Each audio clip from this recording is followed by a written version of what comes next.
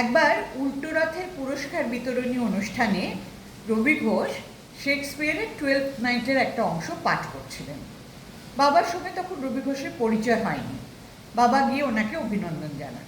তখন রবি কাকাও বাবাকে তার অঙ্গার নাটকটি দেখতে আমন্ত্রণ জানান।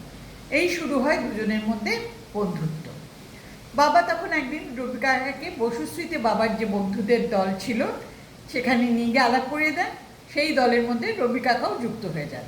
আবার রবি কাকারও নিজস্ব যে বন্ধুদের দল ছিল বাবাকে সেখানে নিয়ে গিয়ে আলাপ করে দেন। দুজনের সকলের বন্ধুত্ব হয়ে যায়। তো এরকমভাবে দুজনের বন্ধুত্ব শুরু হয় এবং সেটা প্রগাঢ় বন্ধুত্বে পরিণত হয়। আবার রবি কাকা শিল্পী অনুভা গুপ্তাকে বিয়ে করেছিলেন। অনুভা গুপ্তাকে বাবা আগে থেকেই চিনতেন শিল্পী বলে, তাই জন্য বন্ধুত্বটা আরও গাঢ় ছিল এবং শেষ দিন পর্যন্ত যে কজন কাছের লোক ছিলেন বাবার তার মধ্যে রবি কাকা ছিলেন অন্যতম। একদিন একটা খুব মজার ঘটনা ঘটেছিল। রবি কাকা তার বন্ধুদের নিয়ে ভিক্টোরিয়া মেমোরিয়ালের উল্টো দিকে একটা গাড়িতে বসে মদ্যপান করছেন। তো বাবা সেখানে গেছেন।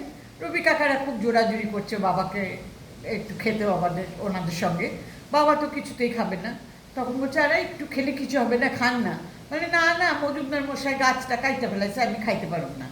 তো বলছে, মজুমদার মশাইয়ের গাছ কাটার সঙ্গে মদ না খাওয়ার কি আছে?